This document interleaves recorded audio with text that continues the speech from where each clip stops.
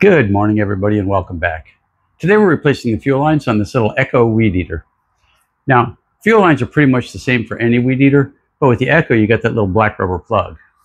Now, this one's kind of different. It runs great, but he glued the fuel lines together after they broke, so obviously the fuel lines that are on it now are kind of a mess. So let's get started. Ready to go. Okay. First thing we're going to do is go ahead and drain the gas on this one. And since I'm not very familiar with it, we're going to go ahead and run it through a filter. And you want to run anything you drain back into your gas tank. If you're not super familiar with the machine, run the gas through a filter so that you don't inadvertently put dirt from the machine into your gas.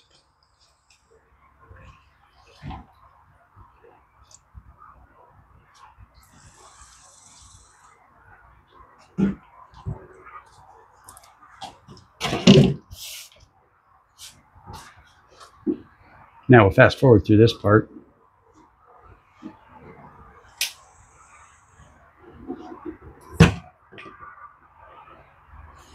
And doing this will save you a whole lot of aggravation in the long run. Okay, with all the old gas out of the way, next thing we're going to do is go ahead and pull this off. Now these are a whole lot easier to take out than they are to put on. And if you're doing yours, if your carburetor doesn't need work, I would suggest, if you're not familiar with it, taking the carburetor off anyway. So let's pull that out. See, that line just broke on me. But he did tell me that he had this thing glued together.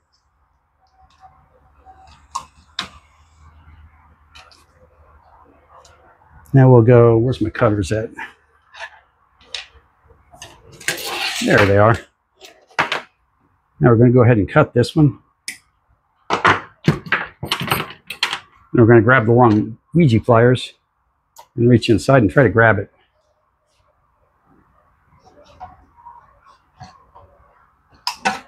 And there we go. Oh, that was fun. Okay, now with those lines out of the way, this will pop out a little bit easier. And we'll put the new one in. Now, if you buy one of these, they usually come with the fuel lines already installed. And notice that pops right in there, pretty easy peasy. And the reason is you don't have the weight of the lines. It'll expand as we put fuel lines on. So now I'm going to scoot you over a little bit so I can see where it's coming through. And there you go. Now we're going to taper this so that it comes back through the hole easily. And it does not matter what hole you use for each line, so pick the ones you like. I usually start with one of the farther back holes first, just so the fuel line in place doesn't get in the way. We're going to pull that and pull it back through. You see there it's sticking up just a little bit. Now we're going to grab our pliers again and pull it through. But you can see it just popped off.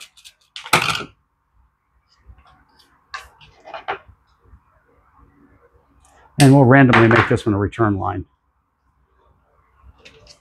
Now, as a return line, we want that return filter to sit right about here for the vent filter. So pull it back, pull it back, pull it back.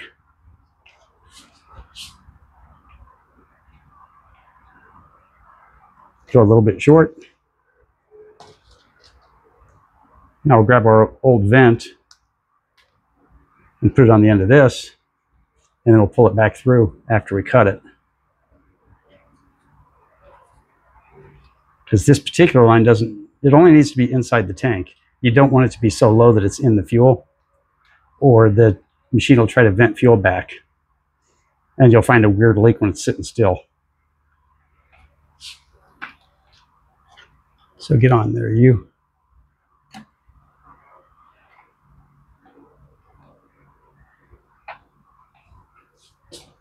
That one's fighting all the way. So we'll pull it back through and get it on nice and tight.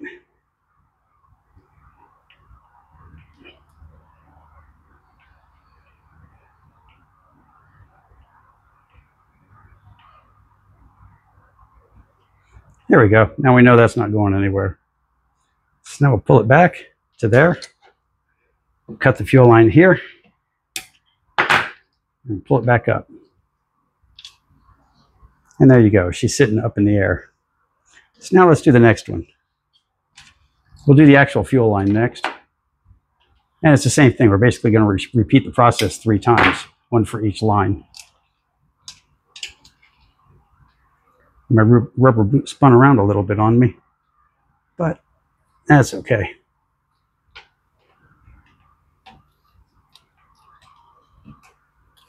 There we are. I can see it, but I can't get it over the little lip.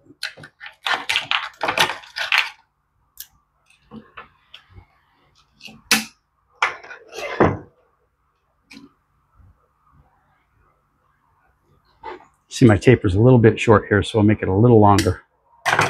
Perfect.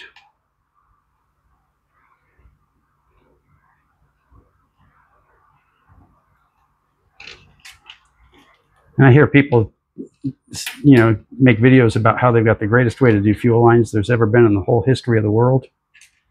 But if they're not using this wire, let them know that you know somebody that'll race them. There you go, and there's our second one.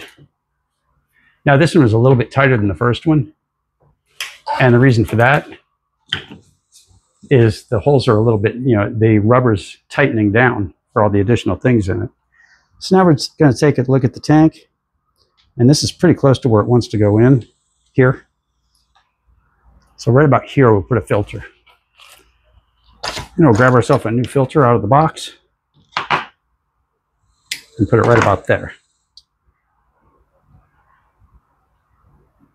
And remember, when you cut for the filter and you cut for everything, you can always cut the line shorter, but you can never cut it longer. Now put the filter in, make sure it sits right about in the middle of the tank. And if you have to go one way or the other from the middle, you want to go that way, because a lot of people will turn these on their side and it'll fuel starve it and they'll stall. But that one looks pretty good. I can see it down the little hole, and it looks like it's in a nice place. And there's one more. And now the only thing we've got left is our vent.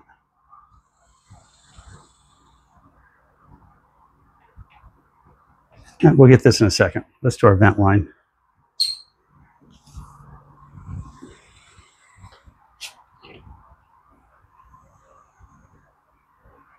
So now, like I said, rinse and repeat. And you can buy this tool when you buy fuel line or when you buy a carburetor kit. Usually you can, if you search around a little bit, you can find this tool along with it.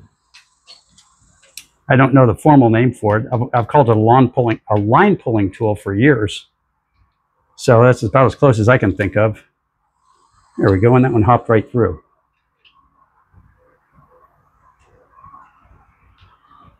We're only about 5 minutes in, and we're pretty close to finished.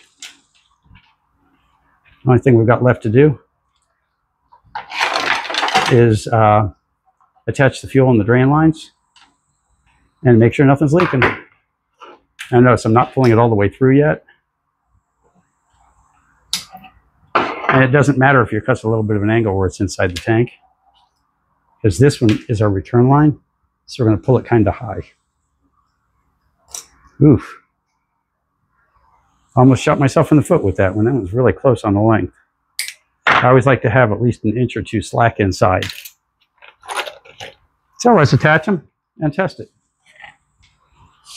That is the fun part. If you get these backwards, say if you attach this and you realize that the gas is flowing, trying to flow backwards, or you prime it up and no gas comes through, then, and you have them like this, all you have to do is pull them off and switch them like that, and you're good to go.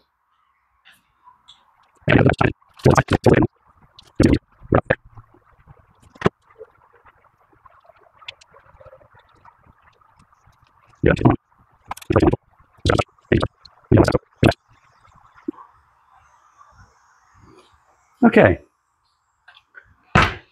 Our lines are on, and you see they've got a little bit of a wiggle to them. We'll go inside the tank and tug them just a touch to straighten them out.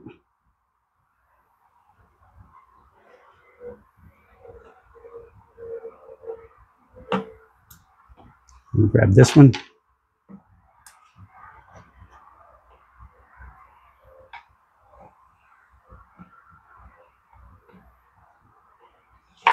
There you go. That's close enough. Let's put some gas in it and see how she looks.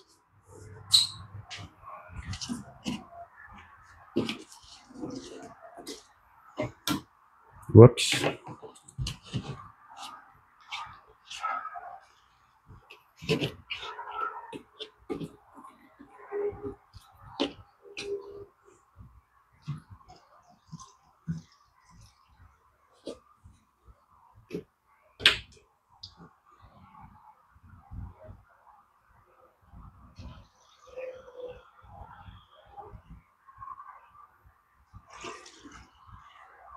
Okay, she's pretty full.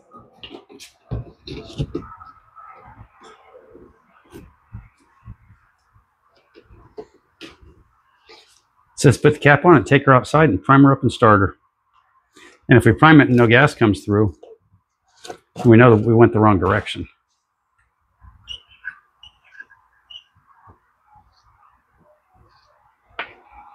And you see here the gas is going down into the tank, and we know this is a return line, well, because we just put it on.